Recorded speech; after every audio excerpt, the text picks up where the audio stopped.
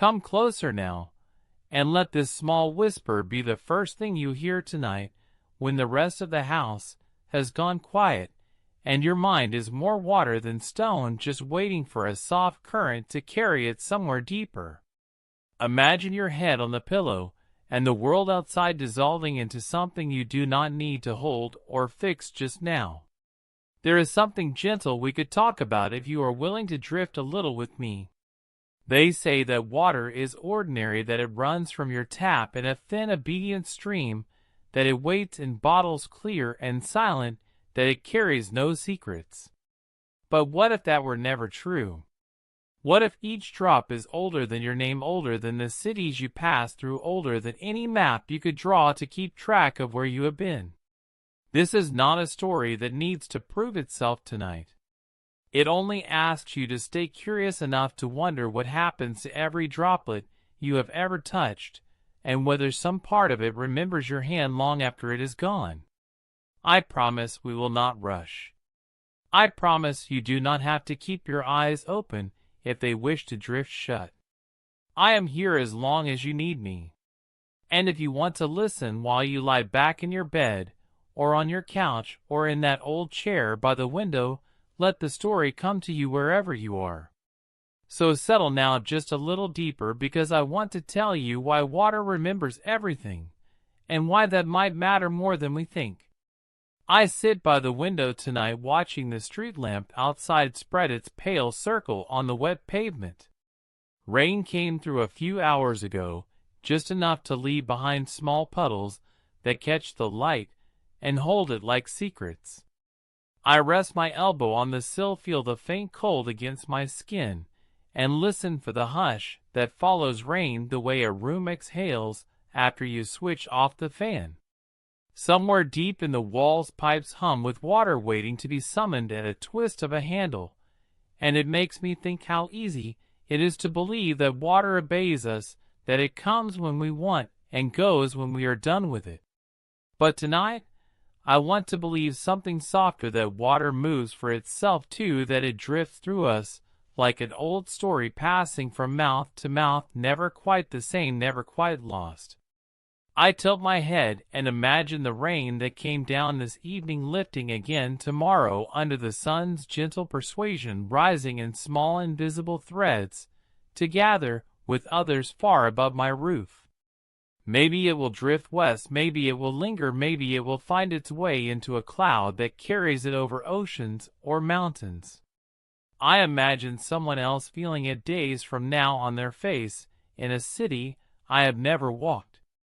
I like to think the droplet might remember the roof it touched here the moment it slipped off the gutter edge and kissed my window in a quick soft tap. Maybe that is foolish, but it comforts me as I sit in the dark tracing the slow path of thought that water might hold. Once I read that every glass of water you drink holds molecules that have passed through countless bodies and clouds and rivers. They say statistically you have swallowed at least one molecule that once moved through the veins of every creature you can name, from a dinosaur lumbering through ancient ferns to the wild horse galloping across a plain, to the stranger who will never know your name, but once cried tears that drifted up and fell again somewhere far from where they began. When I turn on the tap, I wonder where this stream has been, what tiny pieces of memory might hum inside it, if I could listen the right way. It makes me smile a little that we trust water so easily.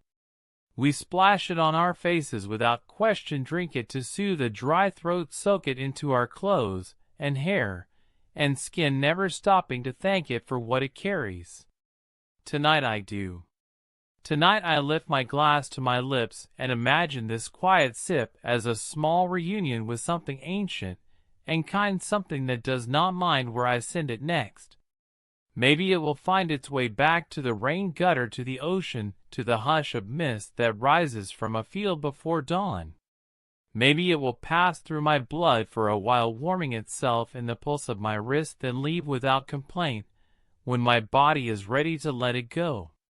I remember standing by a river once as a child, toes buried in the soft mud, the water pulling at my ankles with tiny cold hands.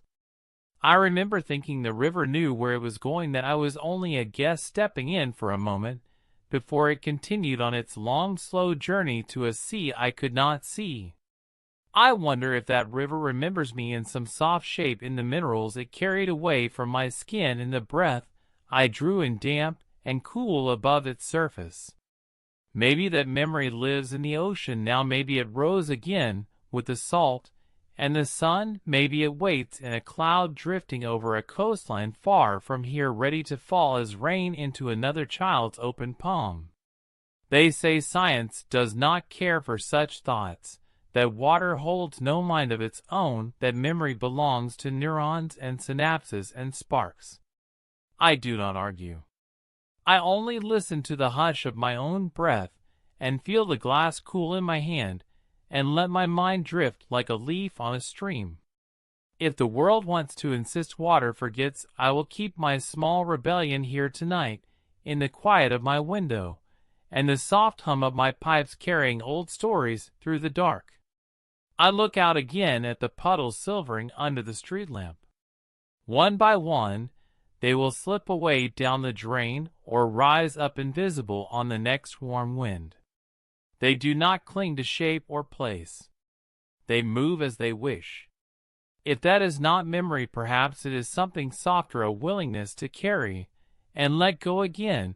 and again, a way of holding the past without ever needing to hold it tight. I finish my water. I set the glass down. The night holds steady around me. Somewhere far below the drain hums softly a small river in the dark. I like to think it hums for me, for you, for all the stories we forget, but that water remembers, drifting on and on under our feet, through our hands, into the hush of another quiet night. Tonight, I let my hand rest on the glass once more before setting it aside, as if by feeling its cool rim, I might still catch a last whisper of that journey I imagined, and as I leaned back in my chair, the window slightly cracked to the night, I listen for water in places I can't see, the gentle drip from the gutter still releasing the memory of rain drop by drop into the soft soil below, where roots wait with open mouths to drink and hold and pass along what the sky has offered. And I think about how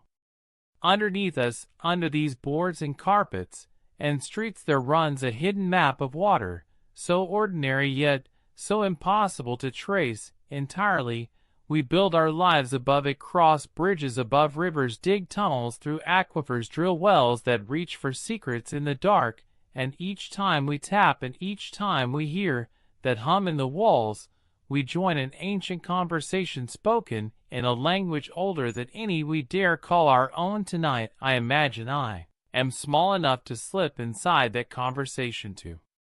follow a single droplet down the kitchen drain, where it curves away from the bright sink into the labyrinth we forget exists. Once the tap is turned off, the pipes echo slightly alive with that soft rush like distant wind in a narrow canyon, and I think of all the droplets gathering, all the tiny whispers folding together, a trickle becoming a stream becoming something bigger, until the city's waste and want drift together toward a place where people have learned to cleanse and filter and return the water to a state we trust again, enough to drink, enough to let it brush our teeth or steep our tea, enough to cradle a newborn's first bath. There is trust in that cycle, trust we rarely think about, yet trust we depend on the way we depend on breath, without pausing to remember each inhale draws in a sky that has been here long before our names were carved on mailboxes or typed into forms. Tonight, I close my eyes and picture where this droplet goes next, how it slips through filters and chemicals, through basins where sunlight and time work quietly alongside the work of people in reflective vests, who test samples and record numbers and watch gauges flicker green or red, a dance of control that hums beneath our cities unnoticed. And I wonder how much of that water escapes such order, how much rises as vapor before it reaches the next pipe, how much slips away through hairline cracks in the concrete to find its own path through soil and stone, how much listens to gravity's old pull. and carves a new map beneath our feet, one we might discover only when a street sinks or a well dries up, and we are forced to look again at the hidden places that hold our world steady. I think about all the droplets that do not stay in pipes, but rise to meet the air again, clinging to the warm breath of laundry drying on a line, or to the sharp hiss of a kettle steaming into a waiting mug, about the mist that curls above a pond at dawn, and the way fog softens the edge of rooftops and telephone wires, so that even the hardest shapes feel gentle for a moment. I remember standing once on a wooden footbridge over a marsh at sunrise, when the world felt like it was wrapped in quiet silk, the surface of the water still but alive with the memory of the night's coolness lifting away in strands of mist. I remember leaning over the rail, letting the tips of my fingers hover just above that hush, wanting to touch it, but not wanting to break it, the same way you hold your breath when you catch sight of an animal you know will flee at the first crack of a branch. That is what this memory feels like now, delicate, soft, and slipping back into the folds of my mind like water into ground tonight.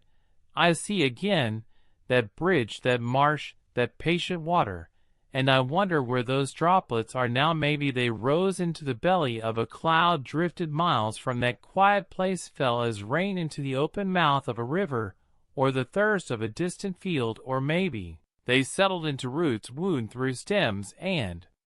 leaves until they joined the sweetness of an apple or the coolness of a cucumber sliced open in some kitchen far from mine. I imagine someone standing barefoot in their garden, early morning sun on their neck, reaching for that same apple without knowing that it carries in its flesh a story that began on a marsh, under a bridge, under my fingertips. I like this thought that we are all joined by these hidden threads of water, that our bodies hold small pieces of places we have never touched, that our blood carries the same ancient hush that drifts from pond to fog to glass to vein. If I listen closely enough, I think I can hear that hush beneath the tick of the clock and the creak of the house settling around me, a soft current reminding me that nothing truly holds still, that the glass on my table, the puddle by the curb, the mist caught in the branches, all share a pulse older than any thought I can pin down. And when I stand and cross the room to fill my glass again, I do it a little slower. Tonight, watching the arc of water as it bends from faucet to glass, catching the overhead light like a quick bright ribbon folding and flowing, and I think maybe this is what it means to remember not to hold tight to every drop, but to let each one move through me, carrying something forward, not in words or numbers, but in the way it slips from one place to another, never stubborn, never still, always ready to become mist or frost or snow or tear or sweat or tide. Tomorrow I might forget how carefully I watch tonight, might rush my glass under the tap without looking, might drink without pausing to wonder, but tonight I stand here and listen to the water hum through the pipes and the faucet and my hands, and I let it remind me how simple it is to touch something ancient, something that has touched so much more than I ever will. And in that thought I feel less alone, part of a soft hidden current flowing on, whether I drift asleep now or sit here a little longer, counting the small bright sounds of my quiet house. Ask ChatGPT.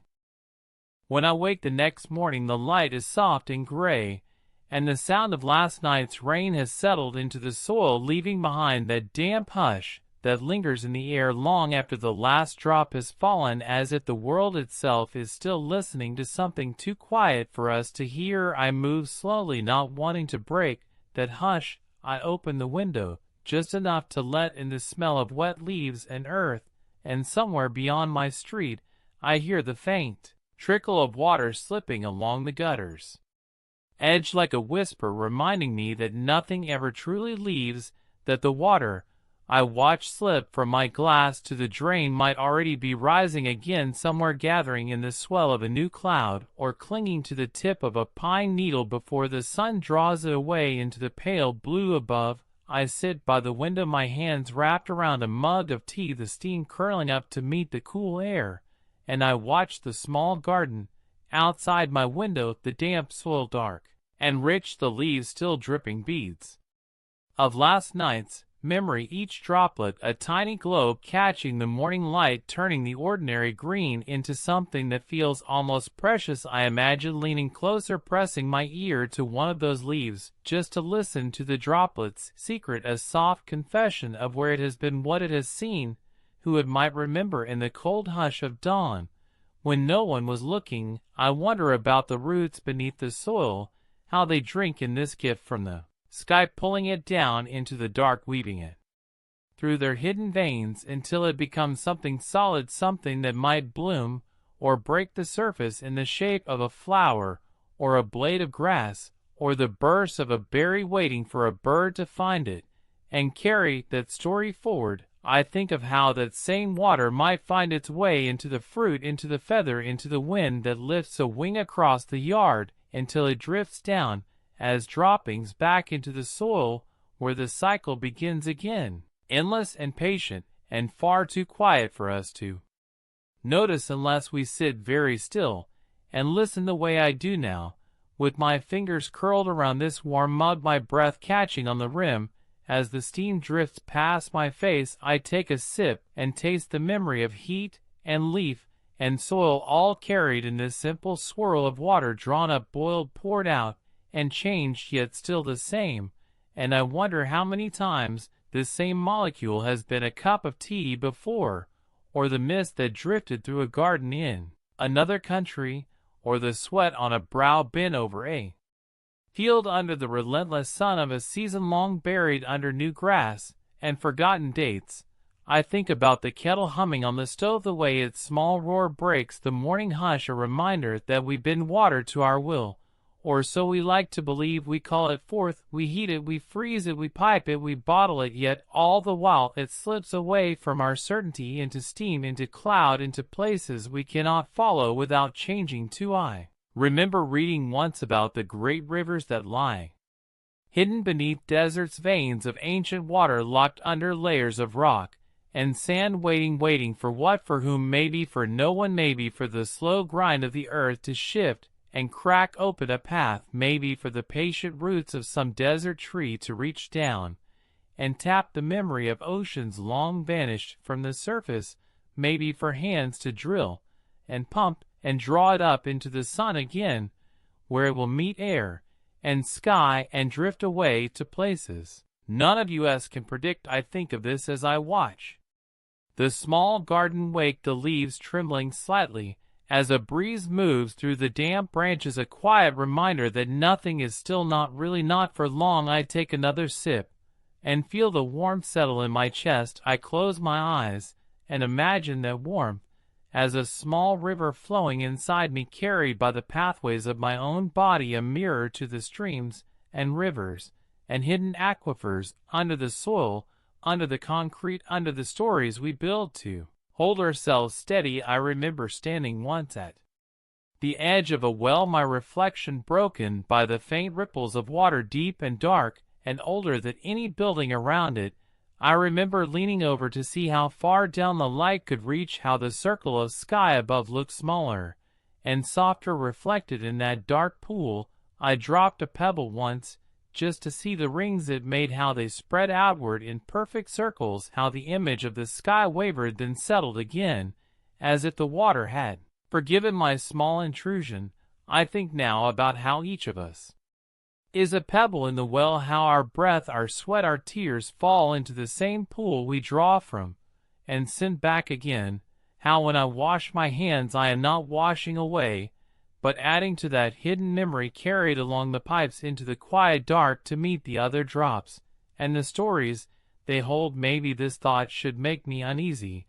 but it doesn't. Instead, it softens me somehow, makes me feel more part of something larger, not just a body moving through rooms, but a carrier of tiny rivers of warmth and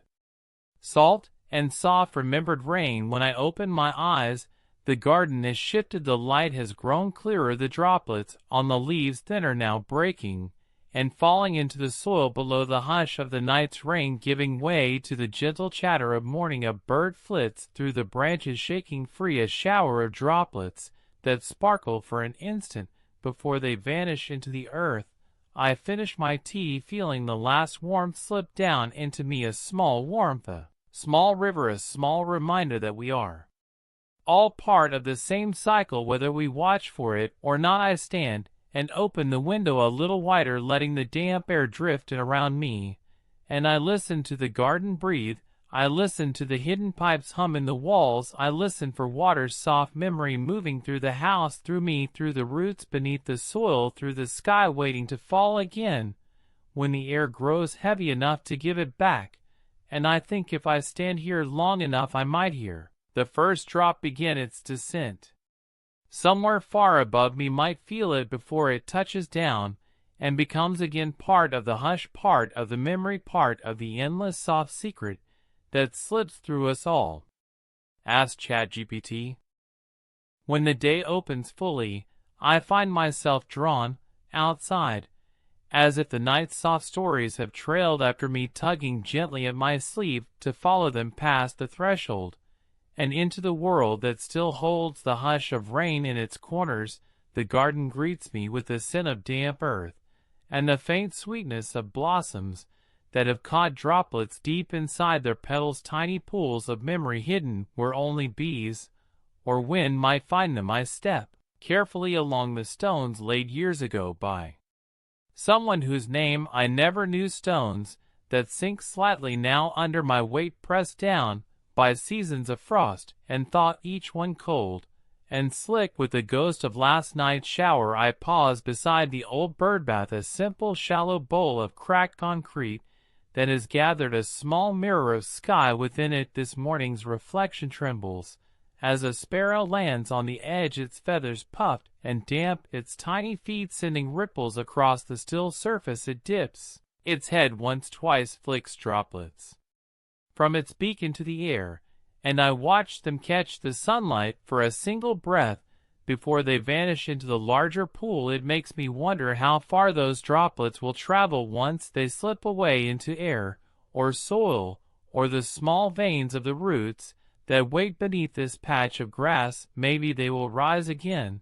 this afternoon, drawn upward by the warmth that presses down on rooftops and garden sheds. Maybe they will drift as vapor over my fence, over my neighbor's rooftops, over this stretch of road that winds through this quiet pocket of town. I stand there longer than I mean to, my hands folded behind my back, like a child waiting for an answer to a question too large to speak out loud. The sparrow hops once more along the edge, then lifts away, leaving the birdbath trembling with the memory of wings. I kneel then just to see my reflection wavering beside the pale clouds above. The water is cool against my fingertip when I trace a slow circle through it, feeling the surface break and mend itself again, as if forgiving this small intrusion of my curiosity. I wonder what this water would say if it could tell me all the places it has rested before. This small bowl, maybe it once drifted high above mountains I have never seen. Maybe it hid deep in the folds of moss on a forest floor where deer paused to drink. Maybe it carried a leaf along a gutter or clung to the fur of a fox slipping between trees at dusk. The stories inside a single droplet could fill more pages than I will ever write yet. Here it is, resting briefly in this cracked concrete bowl in a garden behind a house on a street that feels so solid and certain, but underneath the certainty rivers and pipes and roots twist and thread like veins in a sleeping arm carrying secrets too patient to rush. I rise and walk on, my footsteps brushing the wet grass that leans toward the light. I pause by the fence where a vine has begun to climb, weaving itself through the wood with quiet insistence, its leaves broad and green and still glistening with last night's gift, each droplet balancing there seems to hold its own world, tiny reflections of the sky and my shape. Leaning near, I think of how water clings for a moment, then lets go, never bitter, never possessive, just moving on. When the wind or sun calls it upward, I wonder if that is what makes water so willing to remember, not by hoarding every moment, but by flowing through each without resistance, carrying the trace of what came before. Into what comes next, I walk further to the edge of the yard, where the grass gives way to a thin strip of wild ground left untamed, a soft rebellion against trimmed hedges and neat borders. Here the rain collects in shallow dips in the earth, pooling just long enough for insects to dance across its surface, or for a thirsty root to reach sideways for a taste. I squat down to see the way the tiny pond mirrors the branches above, and the sky caught between them, how a breeze scatters that reflection, breaking it into ripples that travel outward until they find the edge and fold back upon themselves, the cycle endless, small, quiet, insistent. I imagine shrinking myself down to sit at the edge of that puddle, my feet dangling in the cool water, my hands skimming the surface, listening to the soft language it speaks and rings and shivers. I would ask, where have you been? What did you see when you fell from that dark cloud? What did you taste when you sank into stone and rested there through winters and droughts? I would ask, but perhaps the answer would come only in more ripples, more patient circles, spreading outward, carrying my questions away, and returning only the hush of what it means to move on. I stand again, brushing the damp from my knees, feeling it soak through the fabric, a chill that reminds me how water marks us even in small, unnoticed ways, a patch of damp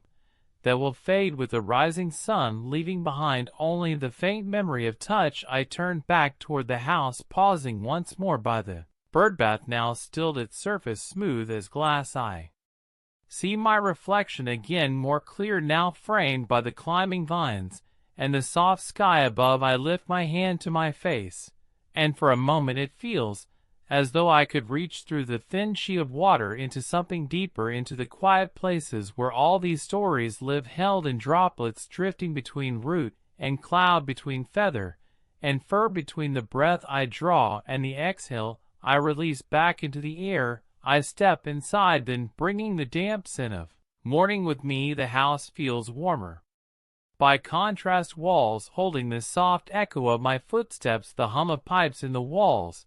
like a hidden river that waits for my signal to flow once more. I fill a glass from the tap, watch the clear stream arc into the waiting vessel, tiny bubbles clinging to the inside like stars caught in a jar. I sip slowly, feeling the water move through me into the warm river of my own body. I stand by the window watching the garden beyond, and I think how even now, even here, the memory of rain, the promise of mist, the hush of rivers flows through me without pause, ready to rise again, to drift through pipes and roots and clouds, to return when I least expect it, carrying stories I cannot hold, but can always feel in the soft pull of a breeze, the glint of a droplet on a leaf, the hush that comes when I listen for what moves beneath all things, quiet, patient, and endless. There is something about the afternoon light that makes me think of hidden streams trickling through the shadows beneath old stones. The sun, drifting lower through the window, touches the rim of my glass and turns the water inside it into a small trembling prism. I sit quietly at the table, resting my elbows on the worn wood, feeling the cool smoothness of the glass under my fingertips, and I watch how the light plays there, how it slips through the water, bending and breaking into faint rainbows that flicker across the grain of the table and disappear the way memories do when you try too hard to hold them still. I think about how light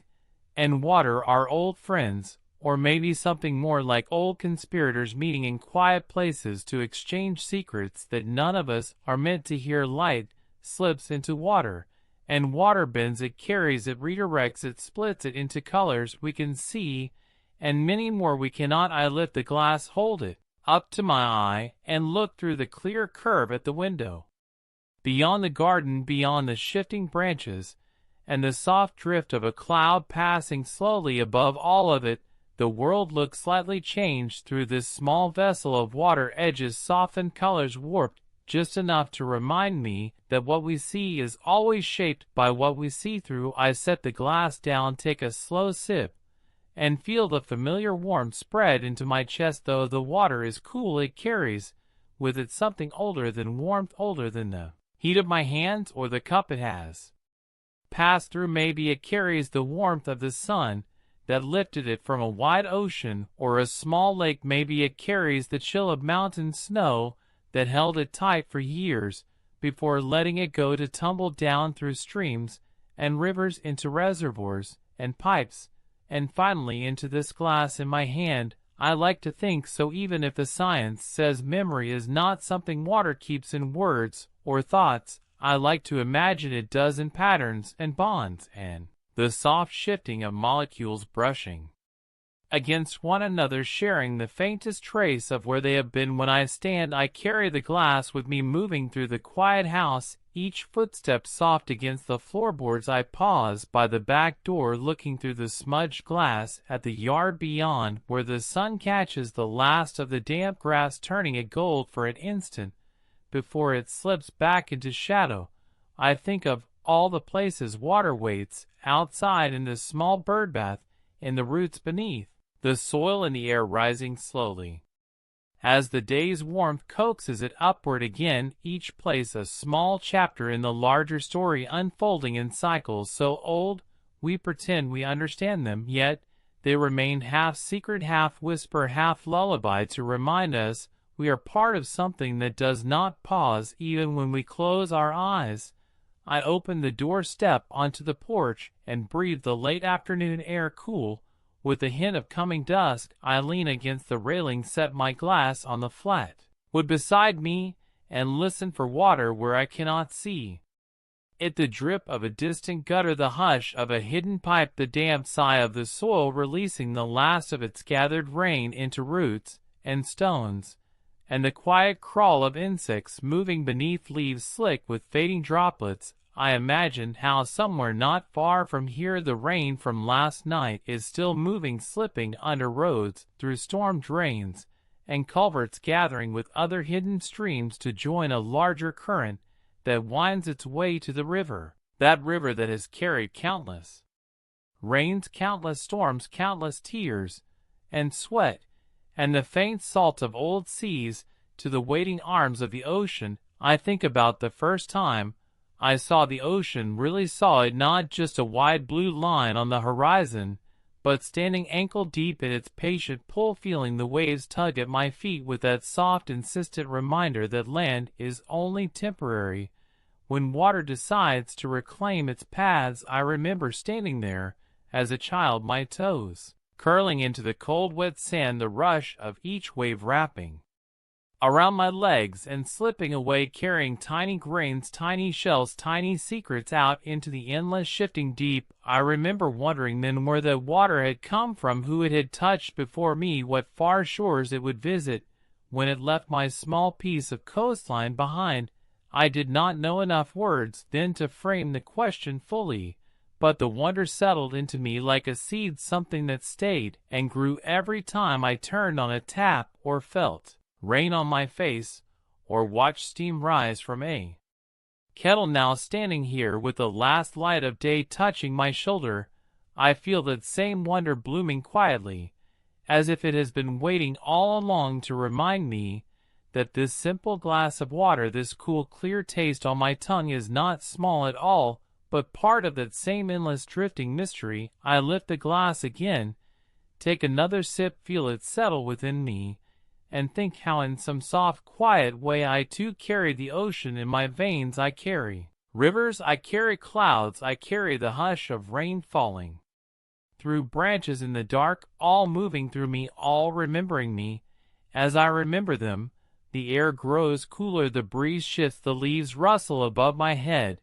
and I listen not for words, but for the gentle promise that the story is still moving, that even as I stand still, something within me flows onward beneath my skin, through my breath, through the soft echo of my heartbeat, carrying secrets forward to tomorrow and tomorrow's rain and tomorrow's tide. I lift the glass one last time, finish what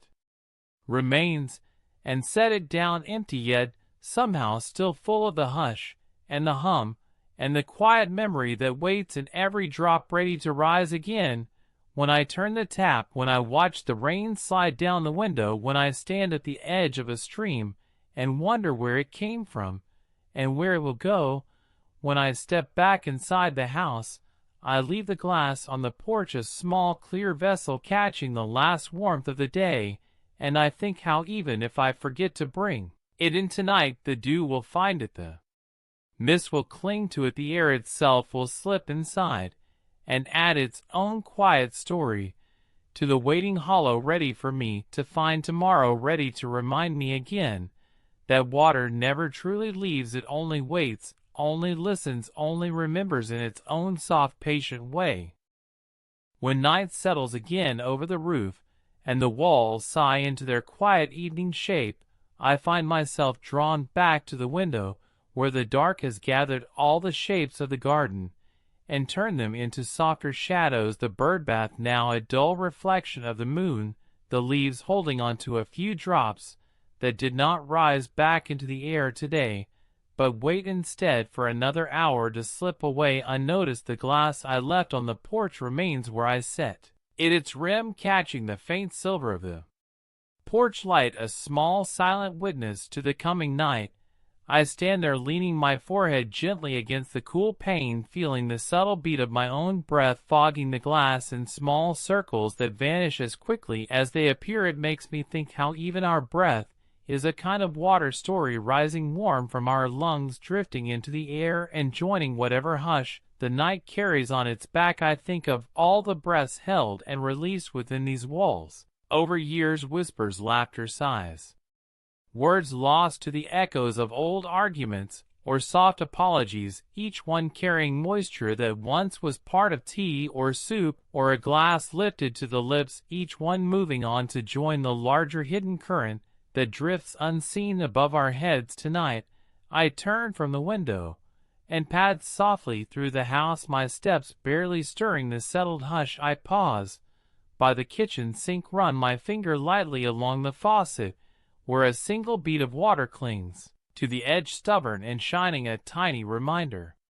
that what we call waste is only a brief pause in a journey too vast to measure. I watch the droplet stretch, then give way, falling with the faintest tap into the basin,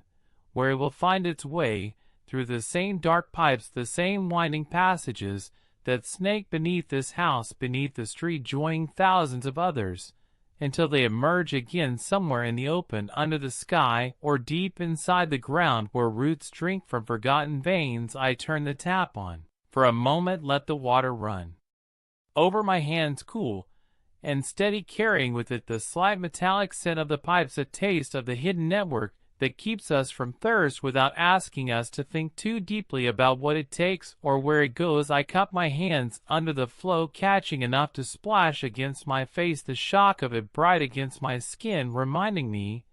that water is not only soft, it is honest. It carries the truth of its chill without apology. It wakes what has grown sluggish under the warmth of lamplight and blankets. It calls me back to the awareness that I am not separate from the streams and droplets that slip through roots and stone and air. I dry my hands on a towel, hang it back by the sink, and stand there for a moment, just listening to the faint hush as the last of the water drifts away through the drain behind the walls into the hush of hidden tunnels that run like secret veins under every house on this street. I think of how many stories are carried there, not in words or memories the way we hold them, but in the simple bond of hydrogen and oxygen moving past each other, rearranging themselves again and again to hold a shape that is never the same twice. I think of the ancient wells dug by hands now turned to dust, how they reached down through layers of earth to touch water that had waited for centuries, how every drop lifted by a rope and bucket carried not only the thirst of the moment, but the echo of rains that fell when the world was different, maybe colder, maybe cleaner, maybe wilder. I imagine those first handfuls of water lifted to cracked lips, poured into clay jars, passed from palm to palm through villages that rose and fell while the water drifted on.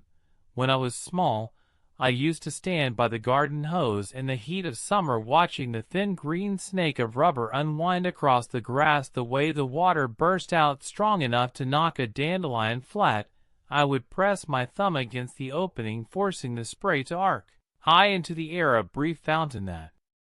caught the sun in sparks and rainbows. I remember the way the droplets fell back onto my skin, into my hair, the smell of wet earth. When they landed in the dry patches of the lawn, it felt like magic, then a kind of everyday miracle that I could summon water from the dark interior of the house into the bright hard light of afternoon and send it wherever I wanted, though even then some quiet part of me knew it was not mine to command. I only borrowed it for a moment before it slipped away back into the soil or rose as steam from the pavement under the sun. Now older, standing here in this quiet kitchen, I still feel that sense of wonder, though it comes with softer edges, no longer bursting fountains, but a slow respectful hush, a promise that what I hold in my hands is ancient and forgiving, willing to drift through me as it has drifted through so many others. I pour a glass, fill it halfway, and lift it to my lips, tasting nothing but the coolness, yet behind that taste 1,000 unspoken stories wait, drifting along the surface tension, the tiny bonds that hold the liquid together long enough to slip down my throat into the secret rivers of my own body. I think of how in this moment I am both a vessel and a passage, a pause along the route from cloud to root to stream to sky again. The glass, empty now, rests on the counter, catching the light of the small lamp above the sink. The droplets clinging to its inside walls reflect the kitchen back at me in distorted miniature, the stove, the towel, the small framed photo of my grandparents tucked into the corner near the window. Faces I never knew except through stories told at tables like this, where glasses were lifted and emptied, where laughter rose like steam and drifted away into rooms that have forgotten the sound. I carry the glass back to the porch, set it down beside the one I left there earlier. The night air greets me cool against my cheeks, the darkness now thick with the promise of sleep. I look up and imagine the mist rising from these rooftops, gathering in secret clouds, waiting for the wind to carry them east or west, toward mountains or ocean, toward places where someone else will stand at their own window tomorrow and wonder where the rain began. I step back inside, closing the door gently behind me. The hush follows me room to room, a soft promise that though the house may settle into stillness, the quiet rivers beneath and above never stop. They drift through dreams, through breath, through the faint sigh of pipes behind the walls, ready to rise again when the world calls them back to the surface, ready to carry their soft, patient memory onward through all the nights and mornings still to come. I wake before the dawn, this time not to the sound of rain or the hush of pipes, but to the quiet awareness that the house is holding its breath, as if waiting for me to notice the secrets it carries in its walls. I lie there for a while in the dark, feeling the gentle weight of blankets pressing me to the mattress, the faint tick of the clock on the dresser, the even softer sound of my own breathing, steady and unhurried. It strikes me then how the moisture in my breath has traveled so far to be here now in this quiet room, drifting out of my lungs into the cool dark air, then slipping back into me like a tide pulled by some hidden moon. I wonder where it came from before this night, whether it rose from the ocean long before I was born, drifted on winds that carried it over fields and forests, mountains and cities, whether it lingered in a cloud heavy with rain or hid deep in the folds of moss along a riverbank where no one ever steps. Perhaps it circled the globe more than once, caught in the endless lift and fall of the water cycle, so vast and constant it feels almost like the heartbeat of the world. I close my eyes and picture that cycle not as arrows on a diagram or neat lines in a textbook, but as a living, breathing dance, clouds that swell and break over rooftops, rivers that snake through canyons, carving the memory of their flow into rock and sand, streams that slip through meadows, soaking the roots of wildflowers, droplets that cling to branches heavy with fruit waiting for the sun to draw them skyward again. I see it all moving beneath my eyelids, an unbroken thread of shimmering possibility, a reminder that every sip I take, every breath I draw, every tear I might one day shed is part of this soft, patient current that never stops moving, even when I do. When I finally rise, the first hint of light is brushing the edge of the sky, that pale soft blue that comes before sunrise, when the world feels like it belongs to the quiet watchers, the early risers, the ones who know how to listen. When everything else is still, I move through the house barefoot, careful not to wake the walls that creak and sigh when the sun is up, but now rest in their own kind of slumber. I stand at the sink, fill a glass from the tap, the water clear and cold, humming faintly as it rushes past old metal and joins my waiting hands. I drink slowly, letting each swallow remind me of the distance it has traveled, the hidden work it has done, the mountains it has carved, the seeds it has nourished, the cities it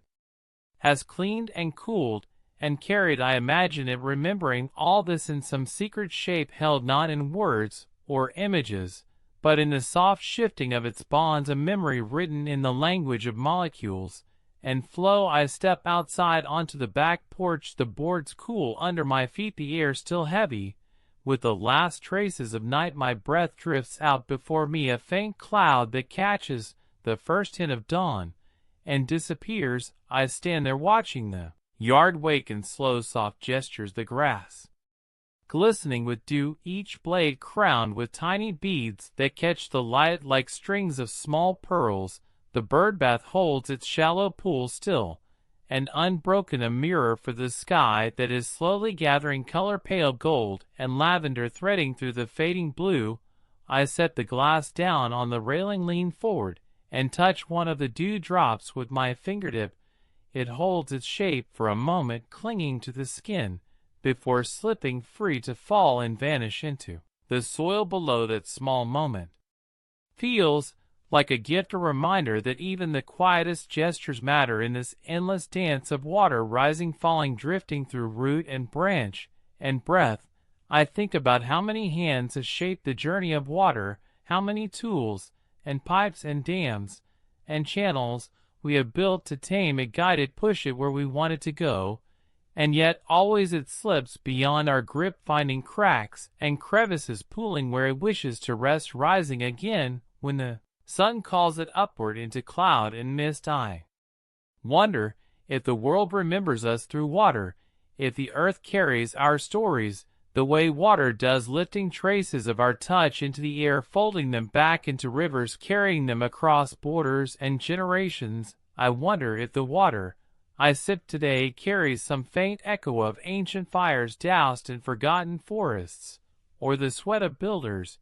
who lifted stones for temples that stand now as ruins, touched by rain, wind, and time. I think of the wells that reach deep into the ground, tapping aquifers that have waited in darkness for centuries, patient and unhurried, until we lower our buckets and draw up what they have kept safe all these years. I think of glaciers, two slow-moving rivers of ice that trap water in frozen sleep for thousands of years, holding it in cold silence until the warmth returns to wake it, send it flowing again through valleys that do not remember the ancient shapes of ice that once carved their bones. I imagine standing there at the edge of a glacier, watching a drop of meltwater slip free, trickle down to join a stream that will rush through pine forests and rocky beds, carrying the story of its long sleep into lakes and rivers, into pipes and taps, until one day someone like me stands barefoot in their kitchen at dawn, lifts a glass to their lips, and drinks that same drop without ever knowing the full shape of its journey. I lift my glass now, sip what remains, feel the cool hush slip through me, carrying its quiet memory into my own veins. I feel grateful in a way I can't quite name, grateful for the simplicity of this moment, for the hush that still holds the yard, for the promise that the sun will rise and call the dew back to the sky, and that I too am part of this drifting tide, part of this soft endless remembering. When the light grows stronger, I step down into the grass, feeling the wet blades brush my ankles, the cold dew soaking through the thin cloth of my pants, each step a small reminder that the world touches back, that it leaves its mark in ways I carry forward without thinking, without asking. Each droplet that clings to my skin will rise again, soon lifted by the warmth of the coming day, but for now it rests here with me, a brief companion on this quiet morning. I stand at the far edge of the yard, look back at the house, the porch, the waiting glass, and I think how even the simplest things can hold the whole sky inside them. A single droplet, a single breath, a single step into the damp grass, each one a piece of the same soft secret, carried forward and given back again and again, as the world remembers itself through the patient hush of water. Later in the day, when the sun has settled comfortably into its climb, and the quiet promise of morning gives way to the steady hum of afternoon, I find myself walking slowly through the neighborhood, drawn by no real purpose other than the need to feel the world move around me in its quiet, ordinary ways. The sidewalks still carry the soft sheen left by last night's rain, though the warmth has begun to pull it upward in tiny invisible threads rising off the concrete to join the drifting air. I watch the shimmer of it just above the ground, a trick of light that reminds me of how much happens at scales too small or too quiet for my eyes to hold. Passing trees, I pause to trail my hand along the rough bark, feeling the damp that clings there long after the sky has cleared. Inside each tree a hidden current carries the memory of every shower, every storm, every drink of rain that has ever slipped down these branches into the patient roots below. It amazes me to think of how trees drink, how they lift water against gravity's pull, sending it upward through rings and fibers until it reaches the tips of leaves to be offered back to the air in a sigh of vapor that drifts unseen into the waiting sky. I think of how that exhale rises to become cloud again, how what leaves these branches might gather over distant fields or cities or mountain slopes before falling back to earth as rain or snow, a quiet return that speaks a language older than our maps, older than our fences, older than any claim we make about what belongs to us and what does not. I step away from the tree, walk on past hedges heavy with droplets that glisten like small jewels in the shifting sun, each drop holding within it a distorted reflection of the street, the houses, the blue slice of sky overhead.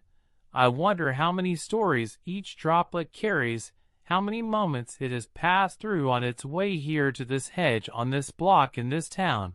where I happen to stand today. I imagine its path from cloud to roof, from roof to gutter, from gutter to leaf, where it waited through the night until the sun found it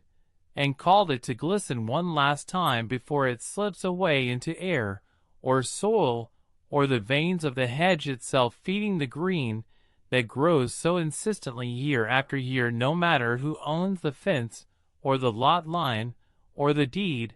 I reach the end of the block where a small park opens its arms wide, a soft green clearing surrounded by aging oaks and the chatter of birds hidden high among the branches. Children's laughter drifts on the breeze, mingling with the rustle of leaves, the crunch of footsteps over gravel, the faint bark of a dog somewhere near the benches at the edge. I stand by the old fountain, its stone basin worn smooth by decades of touch. Water spills gently from the mouth of a simple carved figure, a small child holding a fish, the arc of water catching sunlight as it falls into the shallow pool below. I lean closer, watching how the surface breaks, then mends itself, how ripples travel outward to the mossy edges and return again in soft concentric rings. It reminds me of the well I once peered into as a child, how I dropped a pebble just to see the circles spread, and wondered then if they ever truly ended, or if they simply slipped into smaller motions hidden from my eyes, but still moving, carrying my small gesture outward forever. Here at this fountain, the water moves in endless conversation lifted by pumps drawn through pipes released again to fall and break and flow, yet always the same water, the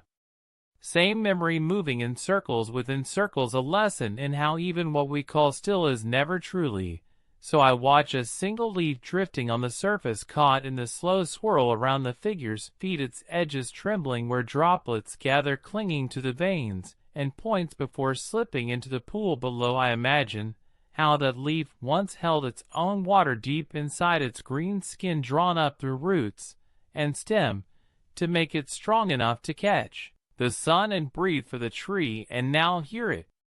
floats, giving back what it once guarded to the pool that holds it so gently. I think about the water beneath this park, the hidden threads of it winding through soil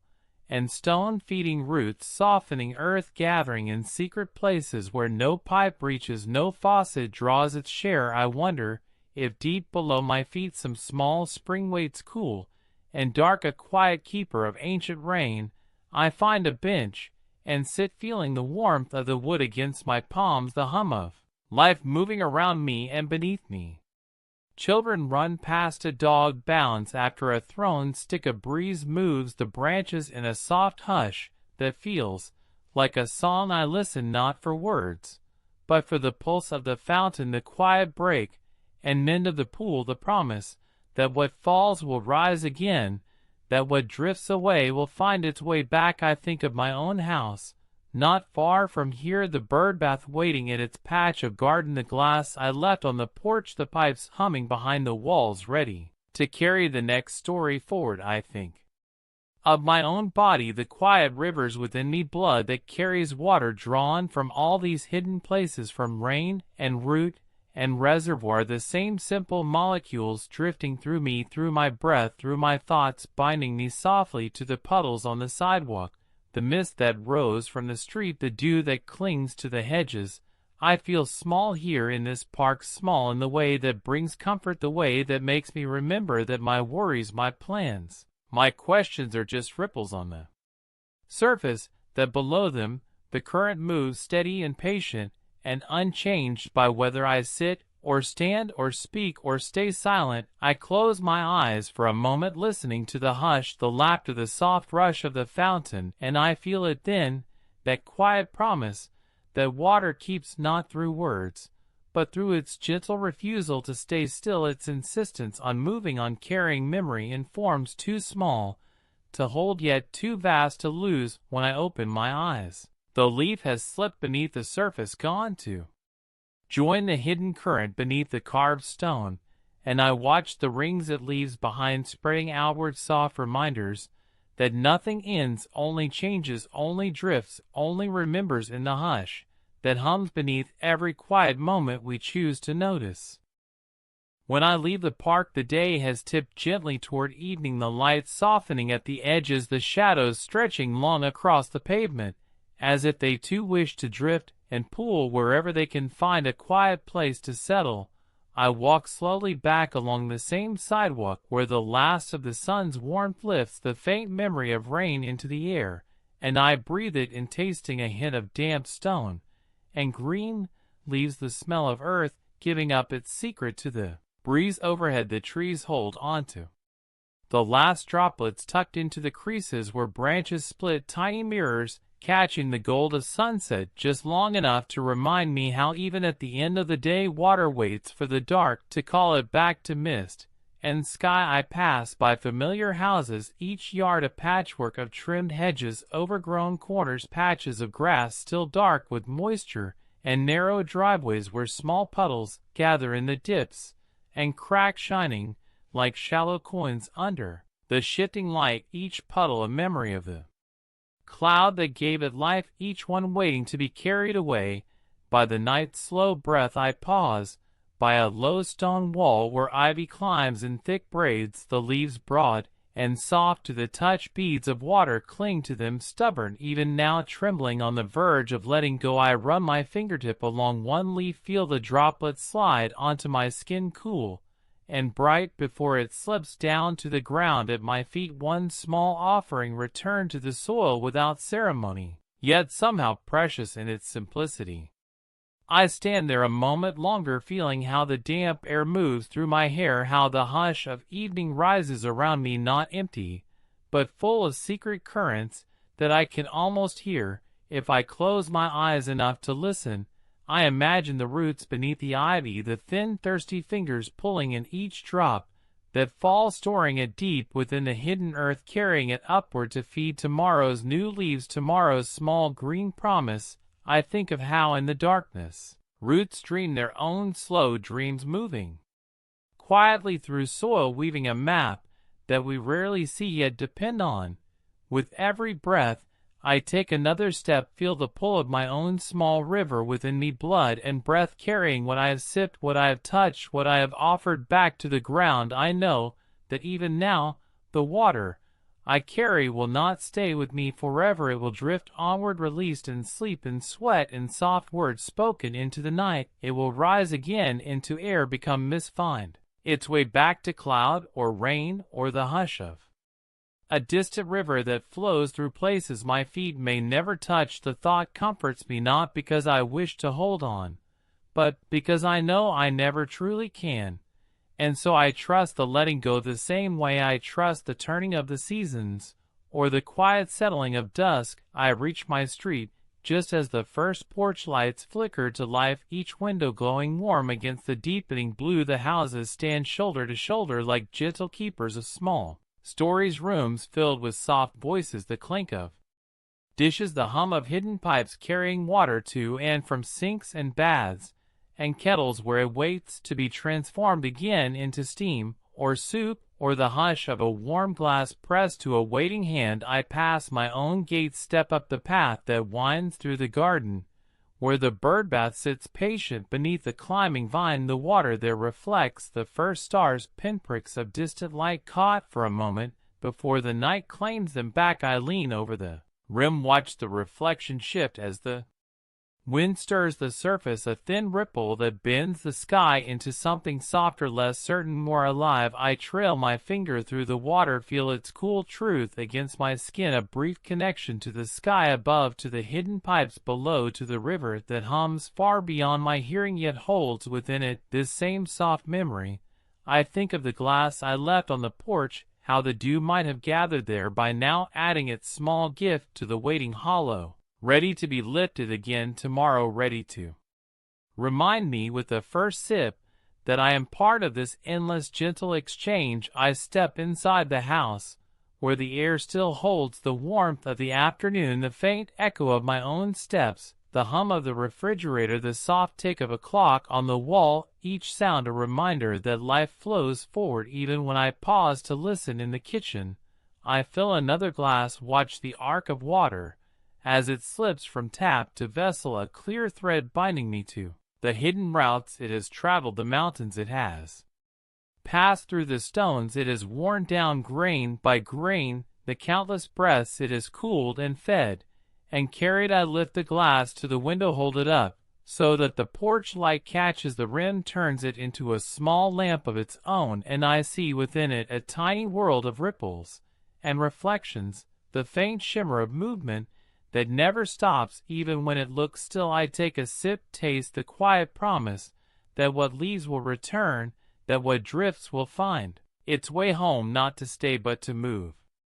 onward again, into mist, into root, into breath. I stand there a moment longer, listening to the soft hum of the pipes in the walls, the secret river that holds this house steady, the same way it steadies the fields and forests, the same way it steadies the sky that opens its arms to gather what rises each night. I think of how tomorrow's rain is already waiting somewhere, tucked inside the invisible folds of the air, ready to slip free when the time comes to touch the earth again, to feed the soil, to find the waiting leaves and thirsty seeds. I step away from the window, turn off the light, let the dark settle in around me like a blanket, not empty, but filled with the hush of water moving through root and pipe, and cloud drifting through my breath, carrying its stories onward into the gentle dark that holds us all. Ask ChatGPT. When morning comes again, it brings with it the hush of a world slowly opening its eyes. The air feels damp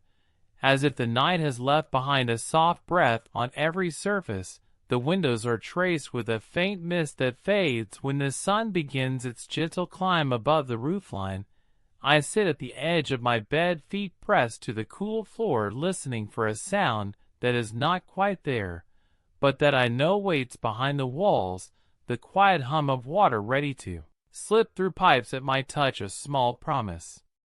that with the flick of a handle I can summon rivers hidden beneath concrete streets, lakes stored in dark reservoirs, snowmelt drifting down from distant peaks, all of it waiting not because it must, but because we have learned how to bend it to our need, though it always finds its own way back home. I stand and move through the soft light of the hallway toward the bathroom, where the faucet gleams with a faint condensation. The mirror above it holds the blurry shape of my reflection, the ghost of someone still waking from the fold to sleep. I turn the handle and watch the thin stream flow clear and steady into the basin. The sound fills the room with its soft music, a reminder that even in this small ritual there is a story older than my name. I cup my hands beneath the flow, feel the chill settle into my skin as the water pools there for a moment before I lift it to my face. The shock of cold pulls me fully into the morning. My eyes open wider, my breath catches in my chest, and for a heartbeat I feel the same wonder I did as a child when I would lean over a creek to watch the way the water curled around pebbles and sticks, carrying tiny bits of leaves and petals down its gentle current. I watched the water swirl down the drain, slip away into the hush behind the walls, joining the hidden streams that carry it onward into darkness, into light, into the roots and rivers that wait beyond my sight. I shut off the tap, listen to the pipes sigh in quiet relief, and I wonder where this small stream will go next, what hands it might touch, what seeds it might feed, what sky it might meet again when the sun calls it upward into the shape of a cloud. I move through the kitchen, where the morning light catches the edges of the table, the sink, the glass left by the window, each surface holding the soft glow of a day just beginning. I fill the kettle, watch the water arc into its hollow belly, the echo of droplets inside like a gentle drumbeat. I set it on the stove, the click of the burner, the hush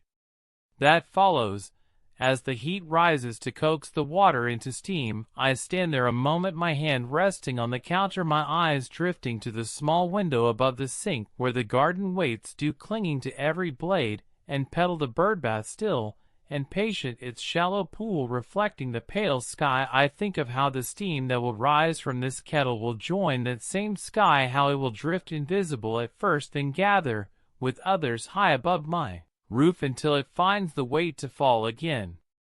As rain, I pour the hot water over tea leaves, watch them curl and dance in the swirl, the color blooming slow and steady until the cup holds the soft brown warmth that I cradle in my hands. I carry it to the table, sit with my palms wrapped around the heat, breathing in the quiet scent, letting the warmth slip through my fingers into my veins. The first sip is a small kindness, a hush against the hum of the world outside. It reminds me that water does not only carry memory, it carries comfort, it carries the shape of moments like this, when the day is young and the world feels soft enough to hold for just a little while. I think of all the cups of tea I have ever made, how each one was made possible by rivers I will never see, glaciers melting far from where I sit, rainfall that drummed against rooftops and ran down gutters into storm drains that twist and coil beneath our feet like veins beneath skin. I think of how every drop that passes my lips carries with it the quiet history of where it has been, each molecule drifting through places and times that would take lifetimes to name. I think too of the small life that depends on these same hidden streams, the roots that burrow deep into soil, seeking out the hush of underground rivers, the tiny insects that cling to the edge of puddles, the birds that dip their beaks into the shallow pools left behind after a summer storm, how even the air itself holds water in its invisible grasp, waiting for the cool dust to lay it down on grass and leaves. In A hush of dew that we forget to notice until it soaks the cuffs of our pants as we step through the yard. I remember standing once at the edge of a pond watching dragonflies skim the glassy surface, the way their wings flickered in the sun, their shadows dancing just beneath them. I remember tossing a small stone into that still water, watching the circle spread, and thinking how even the smallest gesture becomes part of something larger, how every ripple carries forward until it reaches the edge and folds back into the hole unseen,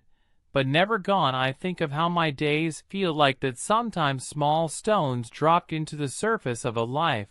that stretches beyond my sight, the moments that seem ordinary but carry forward in ways I may never understand, how the water remembers even when I do not, holding each quiet offering within its gentle drift. As I finish my tea, I look out the window at the birdbath, where a sparrow now perches, dipping its head to sip from the shallow pool. Its feathers ruffle as droplets cling to its beak before they fall back into the waiting water. I watch it hop to the rim, shake itself free, a spray of tiny droplets catching the light for an instant before they vanish into the grass below. I think of how simple it seems, and yet how perfect this small exchange, one life offering back to the hidden current what it cannot hold, what it does not need to keep. I stand and carry my empty cup to the sink, the soft clink. By late afternoon, the sky has settled into that soft lull between the heat of midday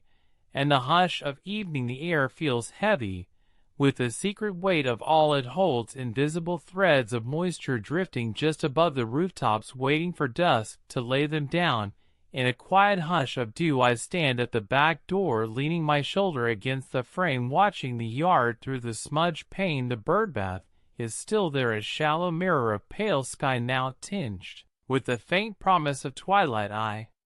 step out, feel the boards of the porch warm under my bare feet. The glass I left out days ago sits where I last placed it, its rim collecting a thin ring of dust and a faint circle of water where last night's mist found it. I lift it, turn it slowly in my hand, feel the cool weight of it, empty yet somehow still full of the hush it has gathered. I think of how many times I have lifted this same glass to my lips, how many times I have watched the water inside catch the light, bend it, scatter it, send tiny rainbows dancing across the table or the floor, each sip a small reminder of what moves through me without asking permission, without pausing to be owned, only borrowed for a moment before slipping back into the hidden cycle that ties us all together. I carry the glass down the steps into the yard, my feet brushing through grass still damp from where the shade has kept the heat at bay. Small beads of water cling to my ankles, soaking into the hem of my pants. I pause by the birdbath, dip the glass into the shallow pool, watch how the surface breaks and then smooths itself again, as if forgiving the intrusion. The water is cool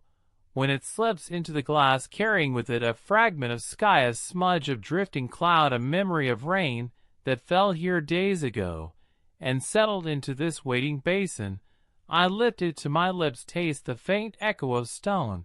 and leaf, the soft trace of the air that kissed it before it touched my tongue. I think of the water below my feet, the thin hidden rivers that twist and wind through soil and stone, carrying their own stories of how far they have come, how long they have waited, how patiently they move unseen, while above them we worry over fences and deeds and locks that hold no meaning for what drifts beneath. When I was younger, I remember standing at the edge of a small creek that cut through the woods behind our house, a thin line of water barely wide enough to step over, but deep enough to hide minnows and tadpoles, and the smooth stones that felt cold against my palm. I would crouch there for what felt like hours, dragging my fingers through the current, feeling how it slipped past without stopping. For my curiosity, carrying the small leaf, I dropped upstream into the shadows that stretched beyond my reach. Even then, I knew in some soft unspoken way that this water would outlast me, that it remembered the shape of the land long before I stood there, and would carry that memory forward long after my footprints were washed away. By the next rain I drain the glass, set it carefully on the edge of the birdbath, watch a droplet slip from its rim into the waiting pool below. The ripples spread outward, tiny rings that catch the reflection of the first faint star appearing in the deepening blue above me. The air shifts, the breeze stirring the branches overhead, the hush of leaves brushing one another, like soft voices sharing secrets they have kept since the last storm. I move further into the yard, my feet pressing into the cool soil, each step a small reminder that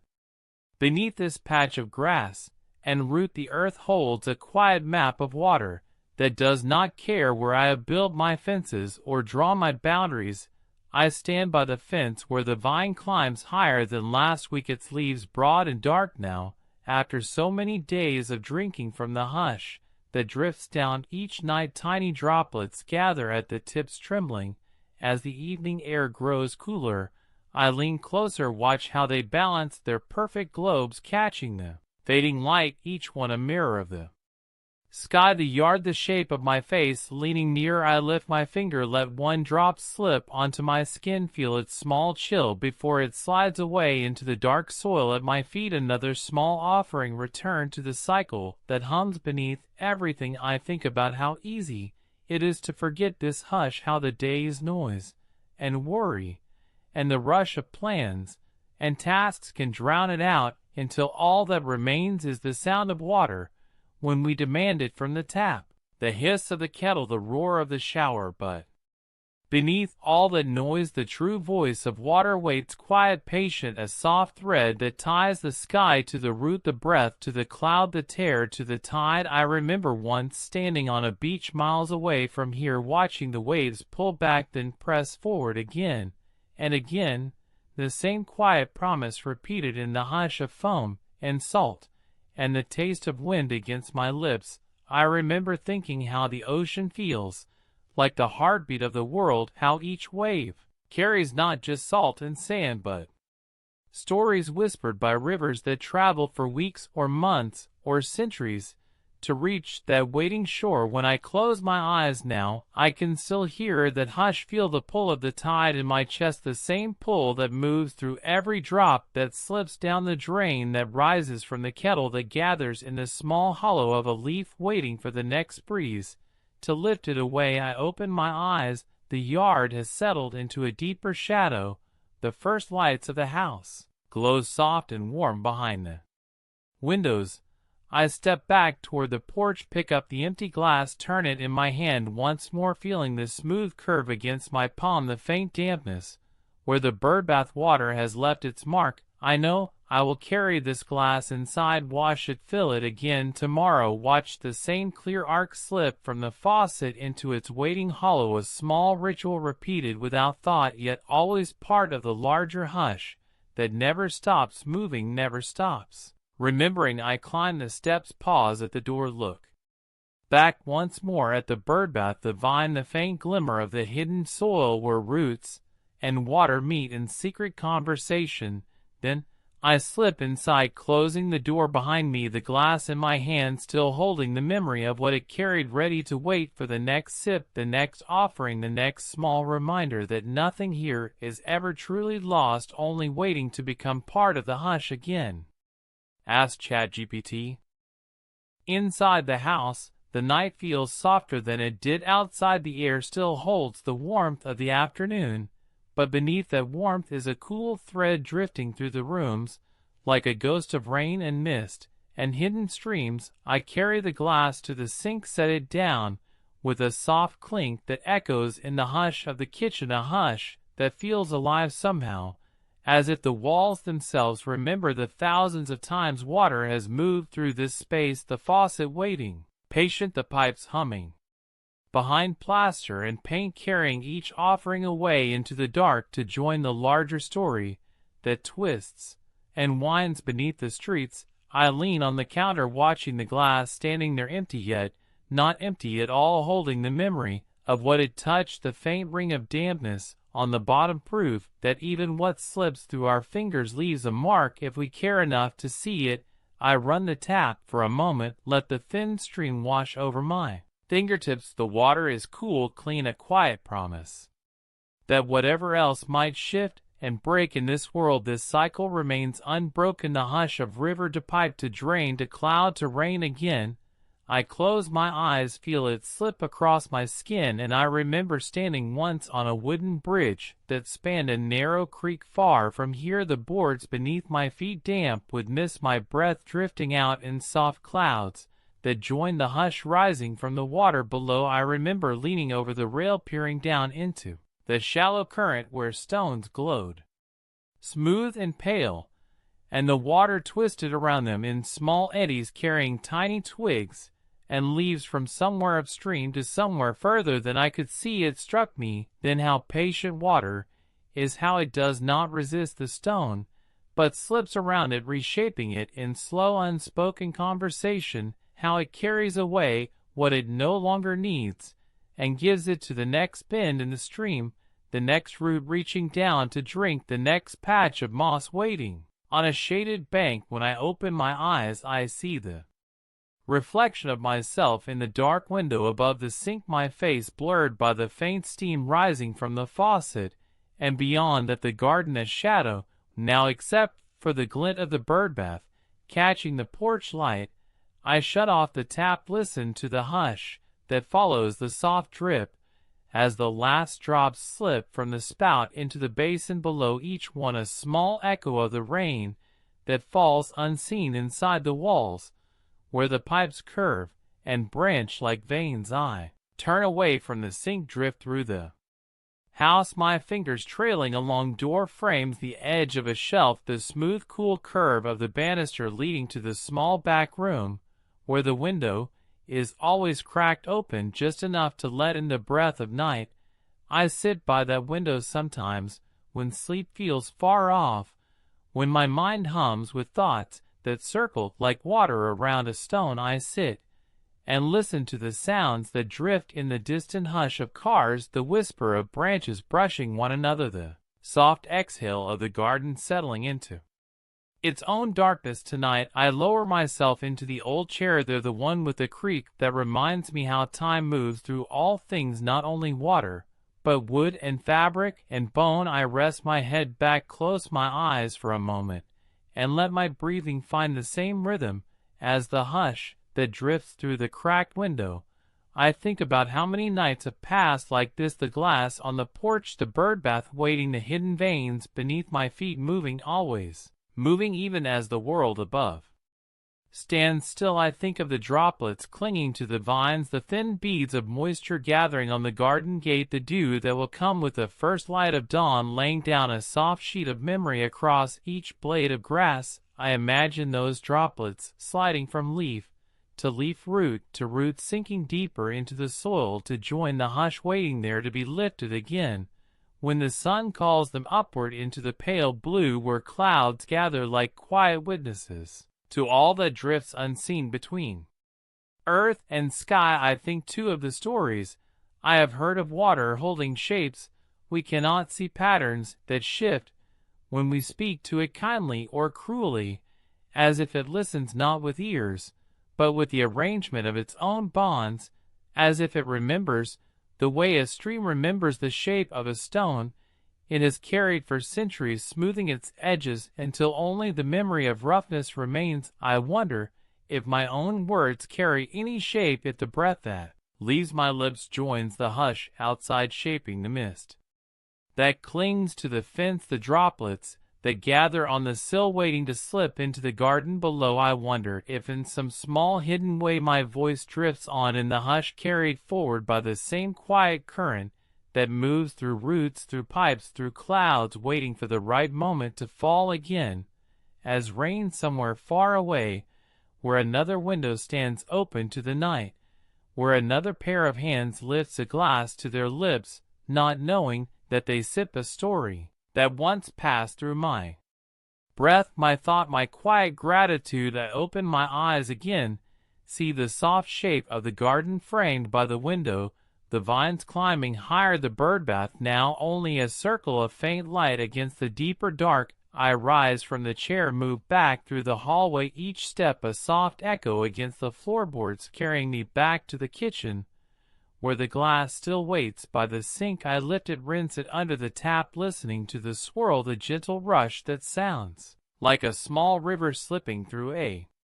hidden gorge. I turn off the tap, watch the last droplet cling to the rim before it slips away down the drain to join the hush that moves unseen below. I set the glass upside down on the towel. The faint ring it leaves behind is small proof that even this quiet moment leaves its mark. I stand there a while longer, my palms flat on the counter, my breath slowing to match the hum of the house, the faint creak of wood, the distant pulse of pipes, the soft promise that when I turn away, when I drift to my bed,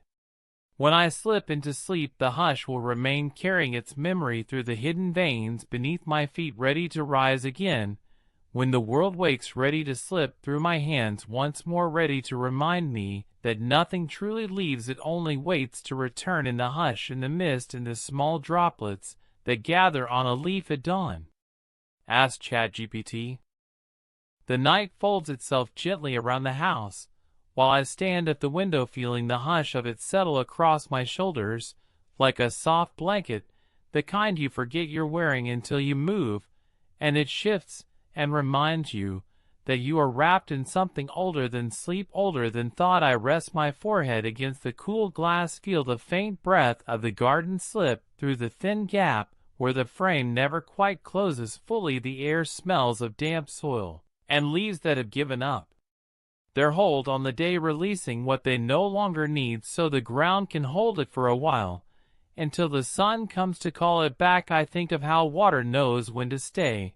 and when to go, how it lingers in the fold of a leaf, or the hollow of a stone, or the quiet depth of a birdbath, only as long as it must before it lifts itself up again, drifting on air that we do not see, but trust to carry the invisible weight of what we breathe and what we release. I watch the shadow of the vine that climbs the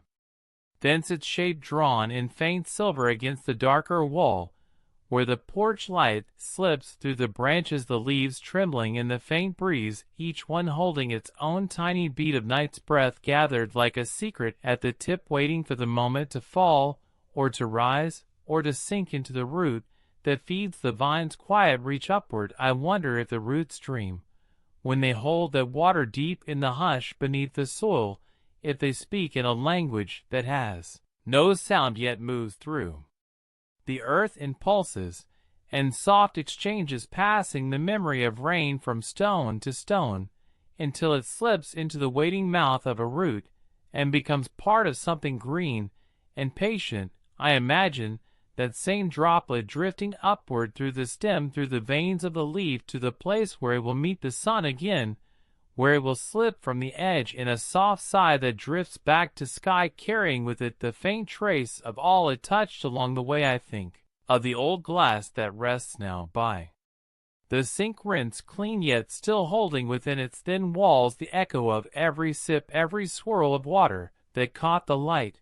and bent it into soft rainbows across my palm. I think how strange it is that we keep these objects near us, cups, bowls, basins, each one shaped to hold what we cannot grasp with our hands alone, each one a vessel for the small hush of water that moves through us without asking for permission, yet always offering itself without complaint. I step away from the window, move through the dark house barefoot, the boards cool against my soles, the hush of my breath the only sound that follows me down the hallway. I pause by the bookshelf, run my fingers along the spines of volumes that have gathered more dust than fingerprints these days, so many pages that speak of water in ways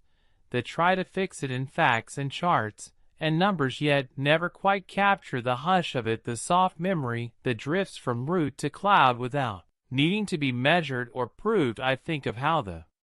word memory feels too small for what water carries. It does not recall in sentences or pictures, it does not hold grudges or replay old scenes. Instead, it simply carries the shape of what it touches, wearing down stone, making valleys, carving paths that remain long after it has slipped away, to find another edge,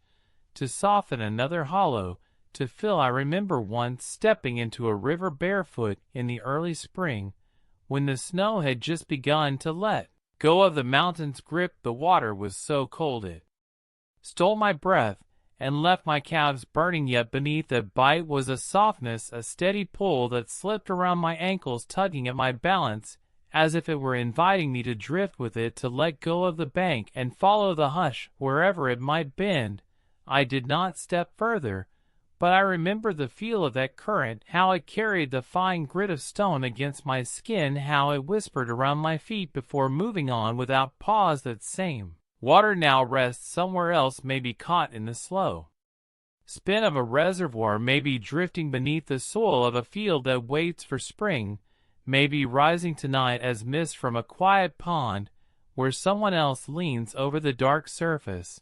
and wonders what it might tell them if they only knew how to listen. I moved to the back door, slip it open just enough to stand at the threshold and breathe the night more fully. The garden waits there, folded into itself, yet humming with the faint pulse of water shifting beneath the roots, the air tastes of damp wood and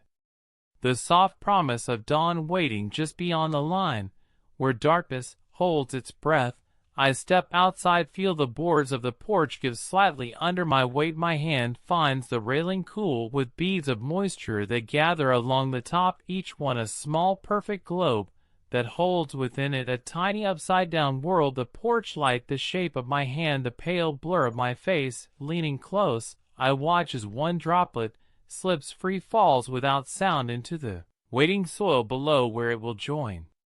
whatever hidden map waits beneath my feet. I wonder if the roots feel the drop arrive, if they reach out to greet it, if they whisper to one another the soft arrival of more hush to carry upward when the sun returns. I stand there longer than I mean to, feeling the air settle around me, the damp edge of it brushing my arms, the hush of my own breath weaving into the quiet that drifts from vine to fence to the dark beyond. I think of how tomorrow I will fill the old glass again, lift it to my lips, watch the arc of water catch the light as it slips from tap to vessel, a small reminder that what I hold is not mine, but borrowed just long enough to taste before it moves on. I will pour it out to feed the garden or the bird bath, or let it slip down the drain to find its way back through pipes and stones and hidden roots. I will stand again by the window, lean my forehead to the glass, feel the hush that waits there, the soft secret of water moving unseen yet always present, shaping the world in quiet ways that ask nothing of us but our gentle notice. I step back inside, closing the door behind me, the faint click of the latch, the hush of the boards beneath my feet, the small sound of my breath reminding me that even this moment is carried forward in the quiet stream that drifts from my lips to the air, from the air to the waiting dark, where it joins the endless hush of water. Remembering everything, I have not the words to hold. I wake before the first light touches the far edge of the yard, the hush of night still heavy in the corners of the house, as if the walls themselves have agreed to hold on to the darkness for just a little longer. I slip from the warmth of the blankets and step barefoot into the hallway, my skin catching the coolness that rises from the floorboards. I pause by the window, listen for the sound of water, though I know it does not speak in ways that ears alone can hear. Instead, it hums beneath the breath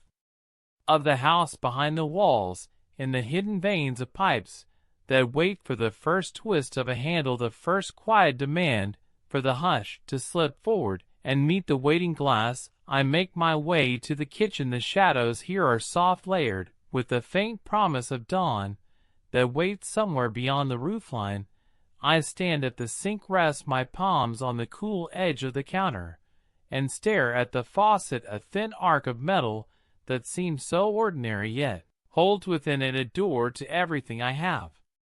tried to name these nights and mornings, the hidden rivers, the drift of rain, the hush of mist gathering in hollows where no one watches. I turn the handle, hear the gentle rush as water slips free of the dark tunnels behind the wall,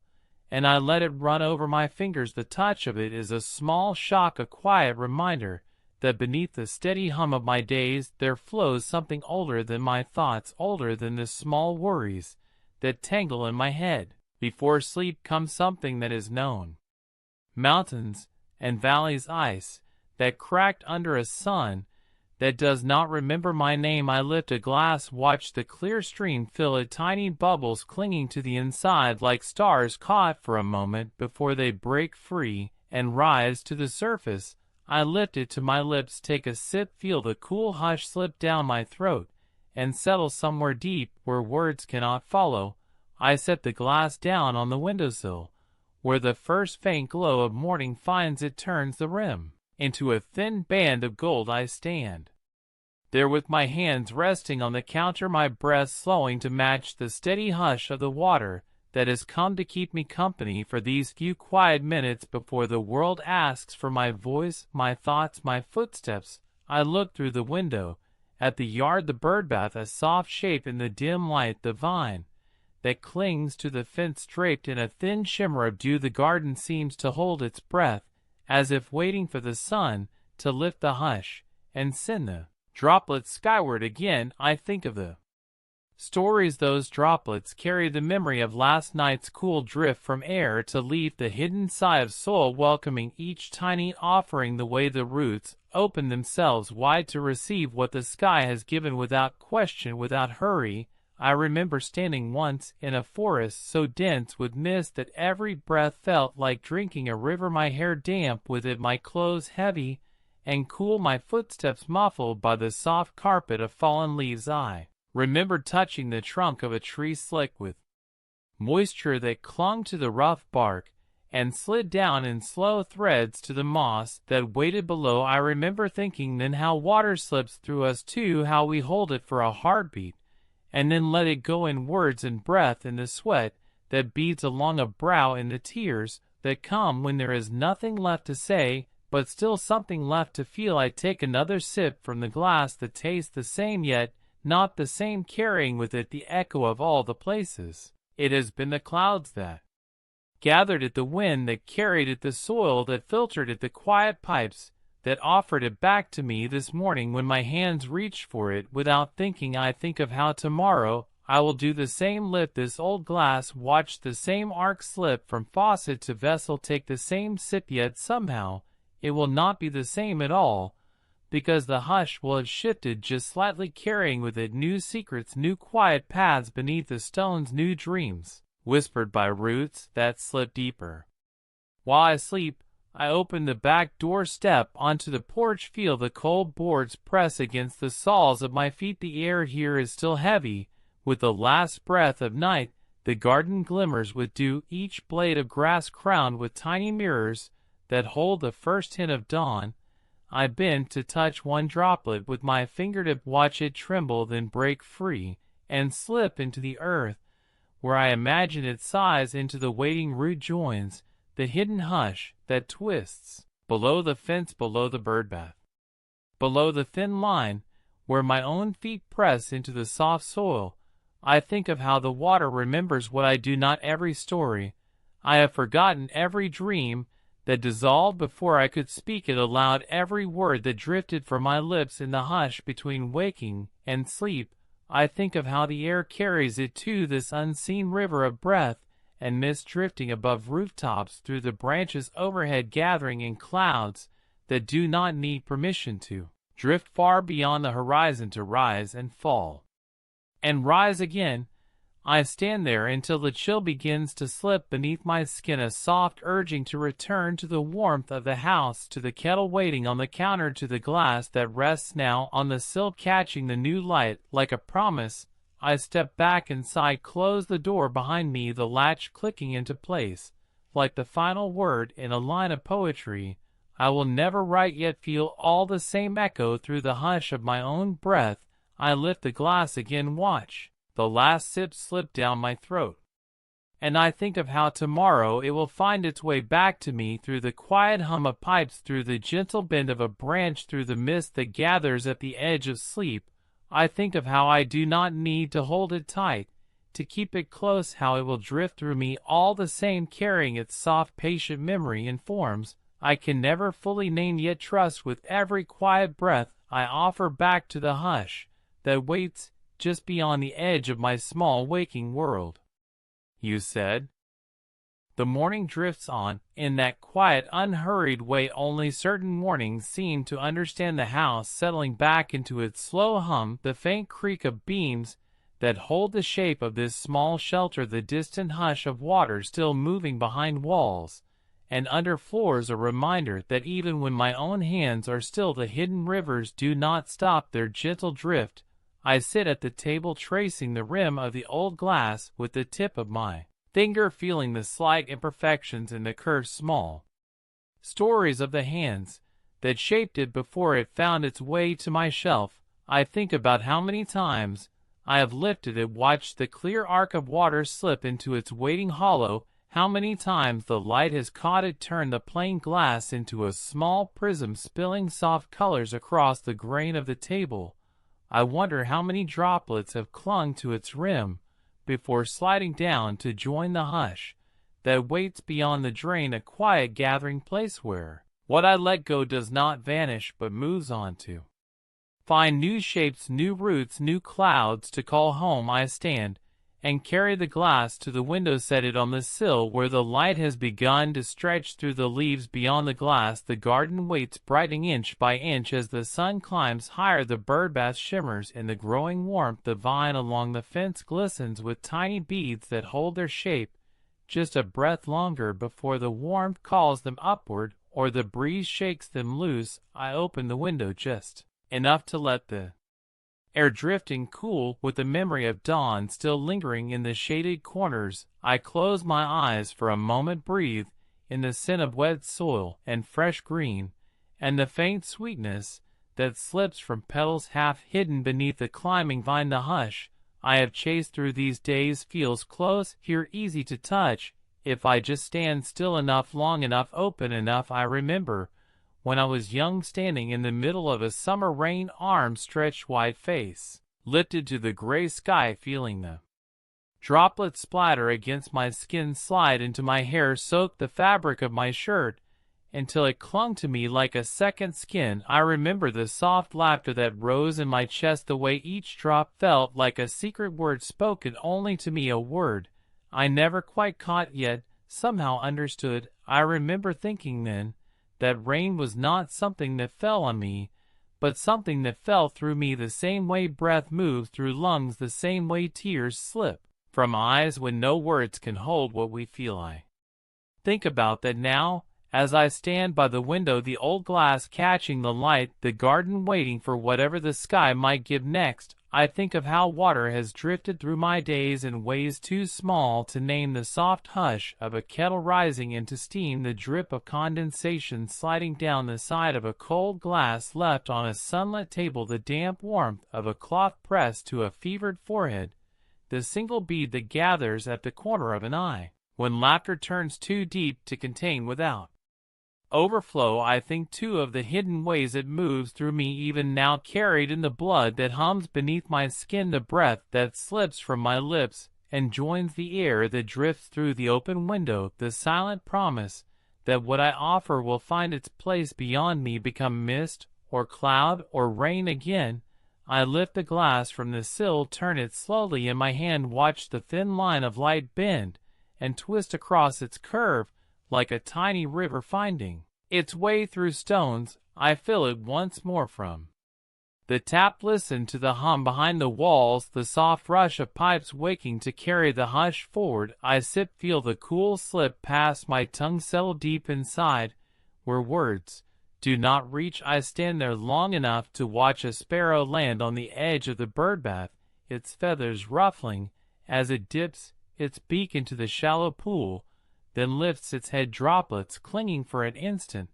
before they fall back into the waiting water or drift free to find the soil below. I wonder where those droplets will go when they slip from feather to leaf to root. I wonder if they will rise again tonight when the air grows cool, heavy with the hush of dusk, or if they will sink deeper, join the hidden threads beneath the garden, winding their way toward streams that no paths my feet will never follow. I wonder too about the droplets that drift higher, caught by the warmth, pulled skyward to join clouds that swell over towns and forests and open fields. I wonder if somewhere far away a stranger will lift their face to The sky tomorrow feel that same hush slip through hair onto skin into the folds of a shirt, and know without knowing that what touches them has drifted through other stories, other hands, other roots. I stand at the window, until the sun lifts fully above the fence, turns the last beads of dew into faint threads of mist that slip upward, vanish before my eyes, yet not gone, only changed, only waiting to find their way back. When the time is right, I carry the glass back to the table, set it down where the sunlight catches its rim, spills a soft circle of brightness onto the wood. I sit once more, rest my elbows on the table, trace that circle with my fingertip,